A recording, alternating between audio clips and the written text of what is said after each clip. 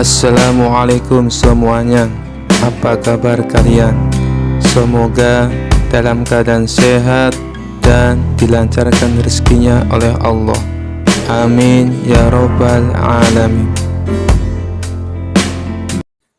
Pada suatu hari, Raja Harun al-Rasyid mendengar desas-desus tentang celana cingkrang yang sedang menjadi tren di kalangan masyarakat.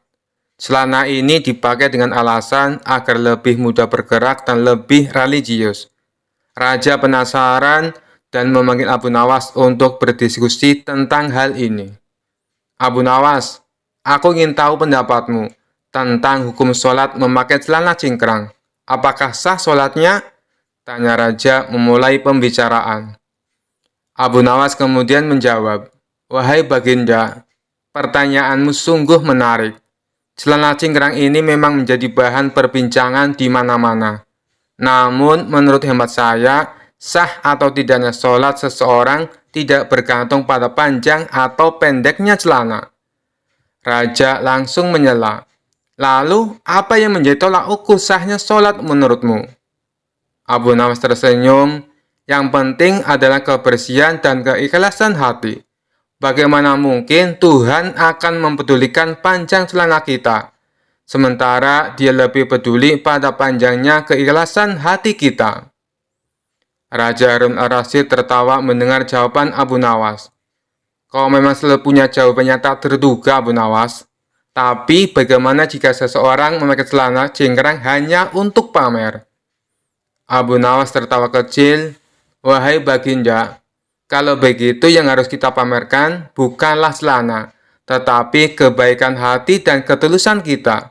Lagi pula, jika sholat itu ibarat surat cinta kepada Tuhan, maka pakaian kita adalah sampulnya.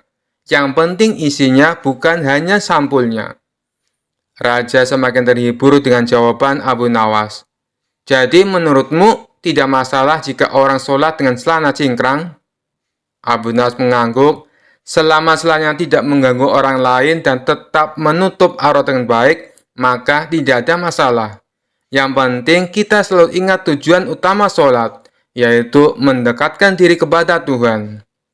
Raja Harun al-Rasyid tersenyum lebar. "Abu Nawas, kau memang bijak dan lucu. Aku selalu senang mendengar jawaban-jawabanmu yang penuh makna." Kisah selanjutnya. Suatu hari ada seorang pencuri yang sangat lihai di kota tersebut, sehingga sering membuat cemas dan gusar penduduknya. Berbagai cara telah ditempuh untuk dapat menangkapnya, namun hasilnya selalu nihil. Tak ada hasil sama sekali. Sang pencuri tetap saja tidak dapat ditemukan. Tentu saja hal ini semakin membuat khawatir penduduk di sana. Sampai suatu ketika, ada salah satu saudagar kaya yang mengadakan sayembara untuk menangkap pencuri tersebut. Sebelumnya, saudagar tersebut telah kehilangan hartanya akibat dicuri.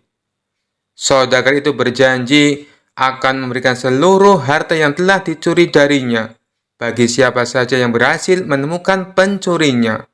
Sebab saudagar itu merasa penasaran sebenarnya siapa pencuri yang begitu lihai mencuri di kota tersebut. Begitu sayembara ini diumumkan, tentu saja sangat banyak penduduk yang ikut berpartisipasi. Bagaimana tidak, hadiah yang ditawarkan begitu menarik perhatian mereka. Namun, apa yang terjadi? Tetap saja tidak ada yang mampu menangkap pencuri itu. Sampai akhirnya sang hakim memutuskan untuk meminta bantuan kepada Abu Nawas, yang dikenal memiliki kecerdikan dan kesaktian yang luar biasa. Mendengar berita tersebut, tentu saja membuat si pencuri menjadi takut dan khawatir. Dia sempat berpikir untuk kabur melarikan diri ke kota lain. Namun, dia abaikan pikiran kabur itu, sebab melarikan diri hanya akan membuat penyamarannya terbongkar dan membuat sulit untuk mencuri kota itu lagi. Tak lama sepulangnya Abu Nawas dari sebuah perjalanan, dia memutuskan untuk mengumpulkan seluruh penduduk kota di sebuah lapangan kota yang cukup besar. Kemudian dia berkata dengan lantang, "Wahai para penduduk kota, Kali ini aku akan memberikan kalian masing-masing sebuah tongkat sakti yang telah aku beri mantra. Tongkat ini harus kalian kembalikan kepadaku besok pagi di pengadilan kota. Ketahuilah bahwa tongkat ini akan bertambah panjang 1 jari kelingking ketika dipegang oleh pencuri. Dan bagi yang tongkatnya berubah bertambah panjang 1 kelingking, maka dia akan mengalami kejadian seperti itu. Abu Nawas kemudian mengangkat tongkatnya dan mengarahkannya ke sebuah pohon kelapa besar di belakangnya. Duar! Tiba-tiba pohon kelapa itu meledak dan buah kelapa jatuh berguguran. Penduduk kota yang hadir pun merasa takjub dengan apa yang telah mereka saksikan. Mereka mengira telah melihat kejadian luar biasa yang dilakukan oleh Abu Nawas. Tanpa mereka sadari bahwa pohon kelapa itu sebenarnya telah ditaburi bubuk misiu peledak oleh istri Abu Nawas. Dan ketika mendapat isyarat dari Abu Nawas, secara diam-diam istri Abu Nawas menyalakan api ke arah sumber misiu untuk meledakkannya. Hal ini tentu saja membuat hati pencuri menjadi semakin takut dan panik. Dia terus saja mencurahkan pikirannya agar bisa lolos dari pengujian besok hari. Sampai akhirnya, sebelum tidur, dia menemukan cara yang jitu. Dia berpikir bagaimana caranya agar tongkat itu tidak bertambah panjang ketika dia pegang besok hari. Dia memutuskan untuk memotong tongkatnya sepanjang 1 jari kelingking, agar ketika esok hari tongkat tersebut bertambah panjang, akan tetap sama ukurannya dengan tongkat yang lain. Dengan demikian, si pencuri dapat bernafas dengan lega, sebab dia berpikir telah menemukan cara tepat untuk mengelabui Abu Nawas. Pada pagi harinya, satu persatu penduduk menyerahkan tongkat mereka untuk diperiksa panjangnya oleh Abu Nawas. Tentu saja itu bukan menjadi masalah besar lagi, pikir si pencuri. Dengan tenang dia menyerahkan tongkatnya kepada Abu Nawas. Kemudian setelah menyerahkannya, dengan percaya diri dan senyum yang mengembang di wajahnya, dia pun pergi. Namun apa yang terjadi? Abu Nawas seketika menyuruh penjaga untuk menangkapnya. Abu Nawas tahu bahwa orang itu adalah pencurinya, karena tongkatnya berkurang panjangnya sepanjang 1 kelingking. Tentu saja itu adalah trik cerdik yang Abu Nawas lakukan untuk menjebak si pencuri. Bagaimana bisa membuat tongkat bertambah panjang ketika dipegang oleh si pencuri? Tidak mungkin kan? Itu hanya sebuah trik yang Abu Nawas gunakan. Si pencuri pun akhirnya diadili dan dihukum sesuai dengan peraturan yang ada. Abu Nawas yang cerdik berhak mendapatkan seluruh barang curian tersebut. Namun karena kebijaksanaannya, Abu Nawas menyerahkan sebagian harta curian itu kepada keluarga si pencuri, dan sebagian lagi dia gunakan untuk dirinya dan untuk dibagikan juga kepada orang yang membutuhkan di sekitarnya. Kisah selanjutnya. Suatu hari datanglah 3 orang desa menghadap Sultan Harun al-Rasyid di istana. Sultan Harun al-Rasyid yang waktu itu sedang duduk berbincang-bincang dengan para pejabat tinggi, langsung saja mempersilahkan ketiga orang itu untuk masuk.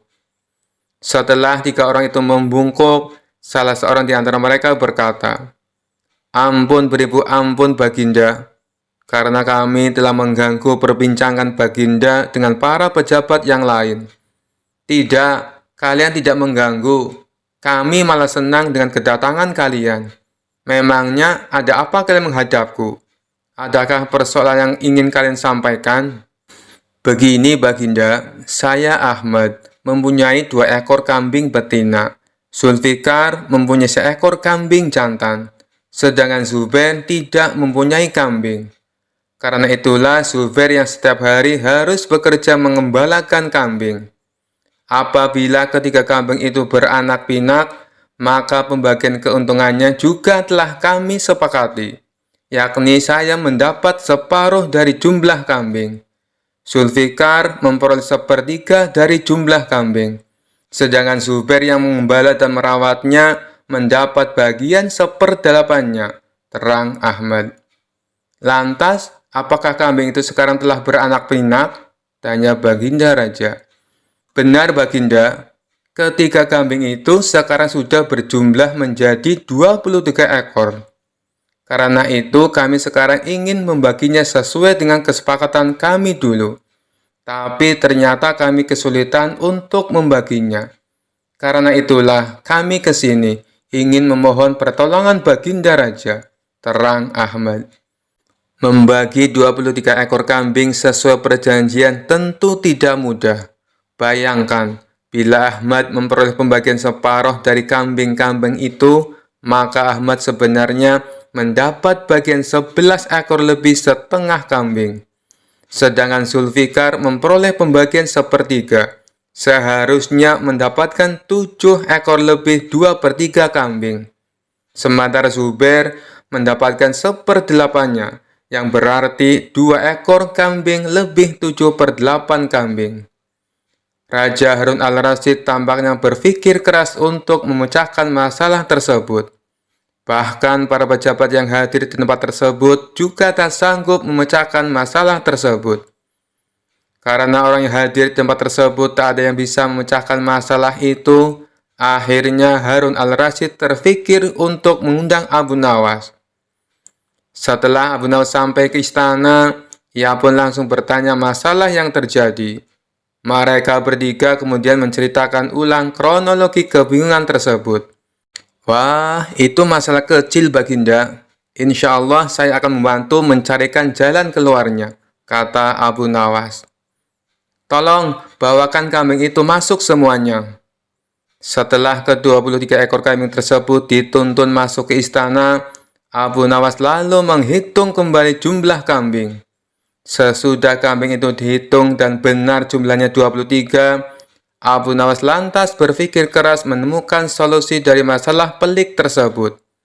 Tak lama kemudian, izinkan hamba meminjam kambing Baginda seekor saja, kata Abu Nawas.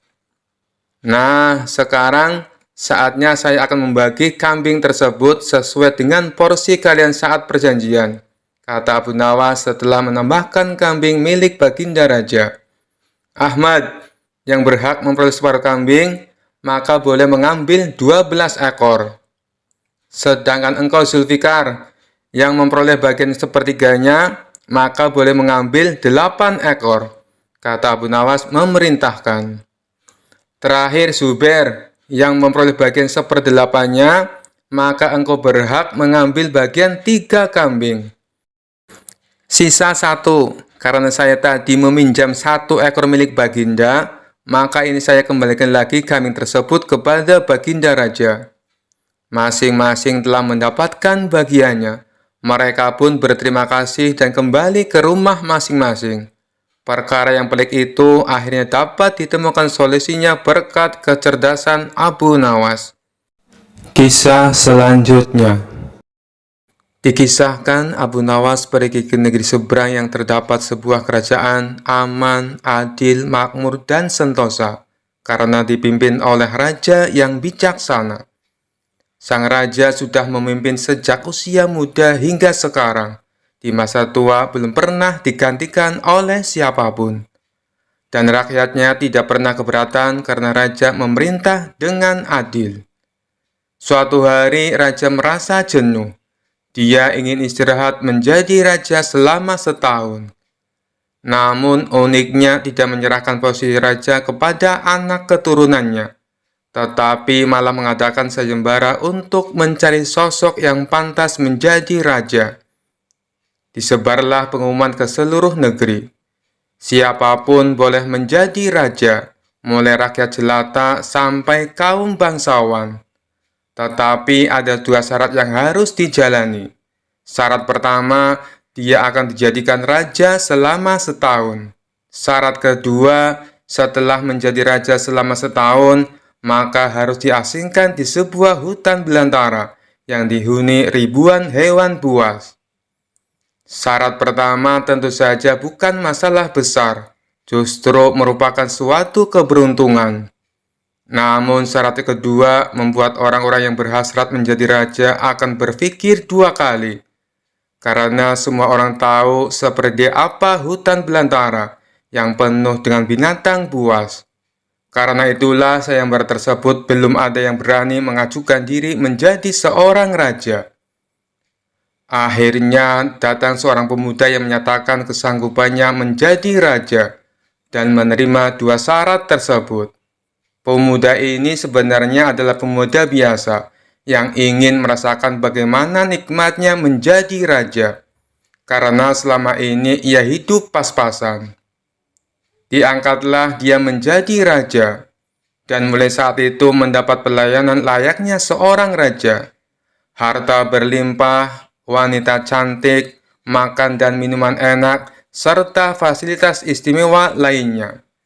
Tapi sayang, ternyata ketakutannya akan kematian membuatnya tidak bisa menikmati semua itu.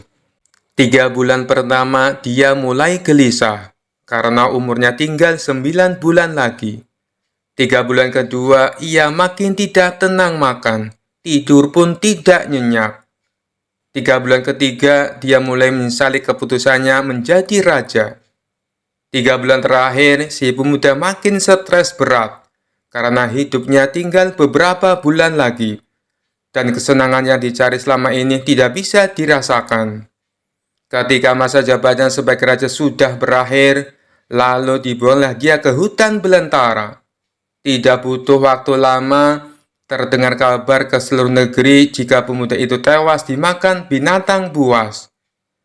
Adanya peristiwa tersebut membuat orang-orang kian enggan melamar menjadi raja.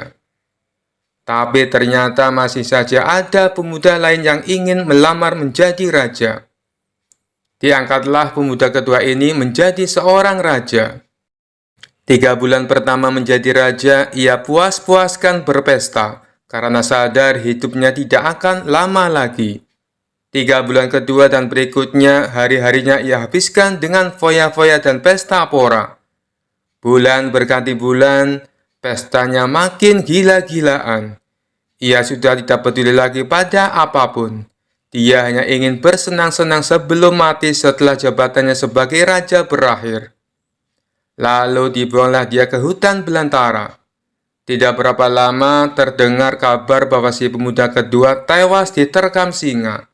Tubuhnya dicabik-cabik dan jadi rebutan para singa. Peristiwa ini membuat banyak orang melupakan mimpi menjadi seorang raja. Mereka masih penasaran apakah masih ada orang yang cukup bodoh untuk melamar menjadi raja. Suatu hari Abu Nawas mampir ke negeri tersebut dengan tujuan menemui sahabat lamanya yang kebetulan merupakan penduduk di sana. Sesampainya di negeri itu, dengan penuh kehangatan Abu Nawas disambut temannya. Mereka berdua saling melepas kangen satu sama lainnya. Di sela-sela obrolannya, Abu Nawas merasa iba dengan kondisi sahabatnya itu. Ia kini hidup miskin, tinggal di gubuk kecil reot, hanya seorang diri. "Mana istrimu?" tanya Abu Nawas. "Semenjak aku jatuh miskin, ia pergi meninggalkanku," jawab sahabat. "Ya sudah, yang sabar ya. Yang penting kamu jangan tinggalkan sholat. Jangan lupa berdoa kepada Allah, agar Allah membukakan pintu rezeki untukmu," tutur Abu Nawas. "Alhamdulillah, aku tidak pernah tinggalkan sholat. Bahkan aku sekarang rajin berpuasa sunnah," balas sahabatnya. "Oh iya, ngomong-ngomong, mana nih makanannya? Dari tadi kenapa belum keluar?" celetuk Abu Nawas. "Maaf Abu Nawas, aku sudah tidak punya apa-apa. Aku sendiri kadang sehari makan, kadang tidak," ujar sahabatnya. Mendengar hal itu membuat hati Abu Nawas makin terenyuh. "Kenapa tidak mencari kerja? Upahnya kan bisa untuk beli makanan," tanya Abu Nawas. "Setiap hari aku keluar untuk cari pekerjaan, tapi belum juga dapat. Mungkin belum rezekiku," jawab sang sahabat. "Kalau mau nekat sih sebenarnya aku bisa. Bahkan aku bisa menjadi raja dan kaya raya. Tapi itu hanya sementara. Setelah itu aku mati diterkam binatang buas di hutan belantara," kata sahabatnya melanjutkan. "Maksudmu bagaimana?" tanya Abu Nawas heran. Kemudian sahabatnya itu memberitahu tentang sayembara yang diadakan rajanya. Mendengar sayembara tersebut, Abu Nawas terdiam sejenak. Tiba-tiba terlintas di benak Abu Nawas sebuah ide yang cemerlang. Kamu ingin hidup kaya? Aku akan membantumu. Sekarang juga antaran aku ke hadapan rajamu. Aku mau mendaftar menjadi raja, ucap Abu Nawas. Kamu gila ya? Jangan Abu Nawas, itu sama saja bunuh diri, cegah sahabatnya. Sudahlah, turuti saja perkataanku, timpal Abu Nawas. Maka diantaralah Abu Nawas ke istana untuk menemui sang raja. Ada perlu apa kalian datang kemari? Tanya sang raja.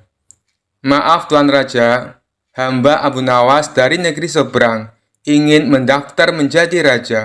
Itu pun kalau Tuan Raja mengizinkan, ucap Abu Nawas.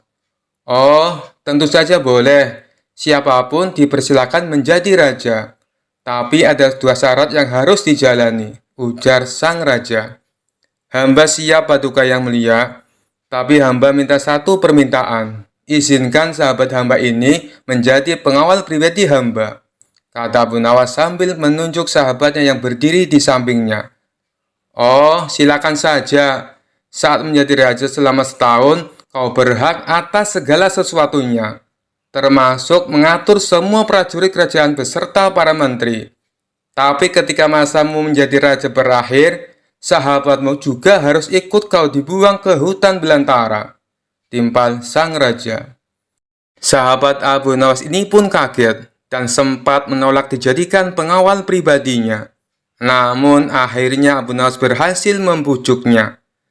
Mendengar ada yang melamar menjadi raja lagi membuat masyarakat penasaran. Sebagian menertawakan kebodohan tersebut, sementara yang lain merasa iba dan kasihan. Abu Nawas akhirnya diangkat menjadi raja dan diberi segala kemewahan serta kemudahan fasilitas layaknya baginda raja.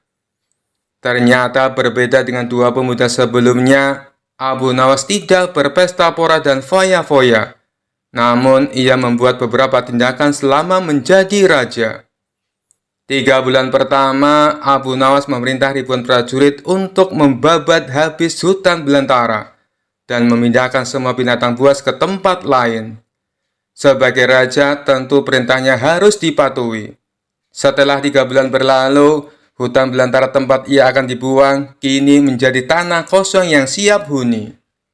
3 bulan kedua, Abu Nawas memerintahkan para arsitek membuat istana megah untuk dirinya, tentunya dengan uang kerajaan yang dikuasai.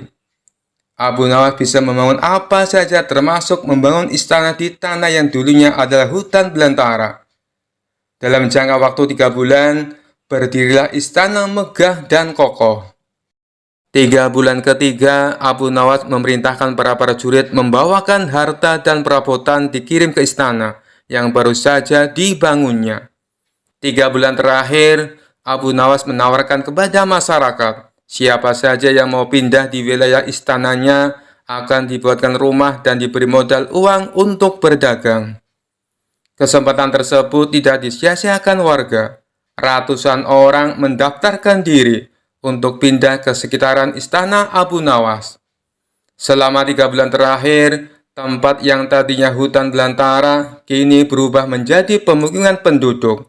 Bahkan di sana Abu Nawas mempunyai istana dengan dipenuhi harta kekayaan. Akhirnya habislah masa jabatan Abu Nawas sebagai raja. Sesuai perjanjian, Abu Nawas dan sahabatnya dibuang ke hutan belantara yang kini sudah menjadi pemukiman penduduk. Sesampainya di sana, Abu Nawas dan sahabatnya memasuki istana barunya. Ini semua untukmu. Kau sekarang sudah menjadi orang kaya raya. Tapi jangan lupa bersedekah, utur Abu Nawas. Sahabatnya itu terkejut bukan main. Ia langsung merangkul Abu Nawas dan mengucapkan terima kasih.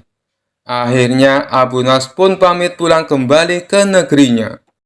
Kisah selanjutnya. Suatu hari Abu Nawas terlihat jalan sendirian menuju masjid untuk menunaikan sholat subuh. Setibanya di masjid, ia melihat para jamaah sudah pada berkumpul.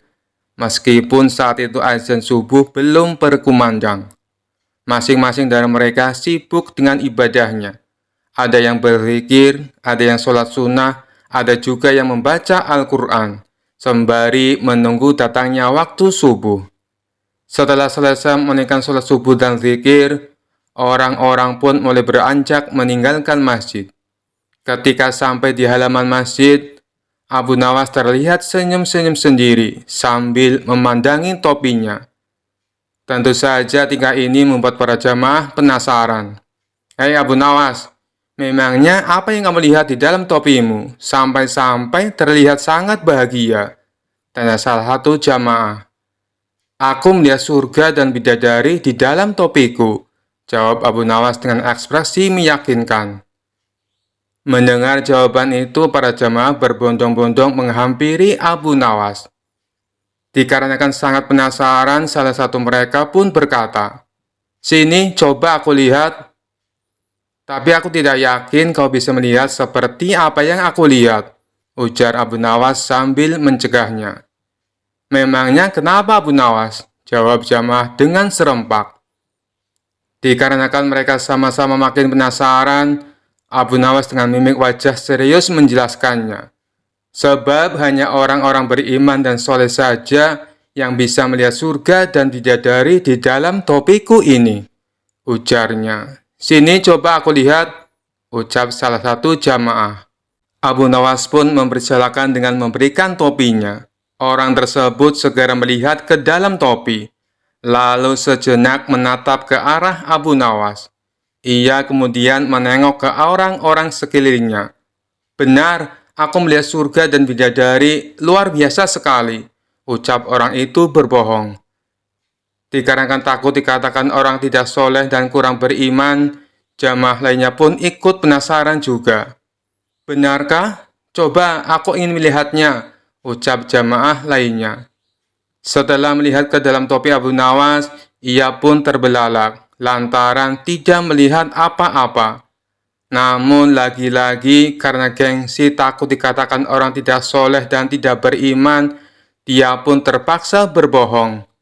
"Iya benar, aku melihat bidadari yang cantik jelita satu persatu," ujar jamaah lainnya. Akhirnya semua jamaah mencobanya, dan jawabannya pun sama, karena gengsi takut dibilang bukan orang soleh dan kurang beriman. Sampai tibalah giliran terakhir seorang jamaah yang dikenal pendiam. Ia pun mengambil topi Abu Nawas dan melihat ke dalamnya. Dia tidak melihat apa-apa, justru mencium bau apek dari topi Abu Nawas. Orang itu langsung melempar topi ke tanah dan berkata dengan sedikit nada jengkel, "Aku tidak melihat apa-apa, yang ada bau apek. Lalu kau akan menuduhku orang tidak beriman?" tutur orang itu kepada Abu Nawas. Melihat hal itu, Abu Nawas malah tertawa terpingkal-pingkal. Kemudian Abu Nawas berkata, "Aku juga sama seperti engkau. Aku tidak melihat apa-apa," tegas Abu Nawas sambil menahan tawa. "Hei kalian semua, jangan hanya karena takut dibilang orang tidak beriman, lalu membohongi diri sendiri dan orang lain. Selama taat beribadah dan menjauhi larangan Allah, kalian tidak perlu takut dan tak perlu malu kepada orang lain disebut sebagai orang yang tidak beriman. Cukup hanya kalian dan Allah yang tahu. Dan lagian mana mungkin surga bisa terlihat, sementara kalian belum mati," tambah Abu Nawas. Seketika mereka yang tadinya mengerumuni Abu Nawas langsung membubarkan diri sambil menahan rasa malu. Sekian dulu perjumpaan kita kali ini. Sampai bertemu lagi di kisah-kisah selanjutnya. Terima kasih yang sudah subscribe dan setia menonton channel ini. Wassalamualaikum warahmatullahi wabarakatuh.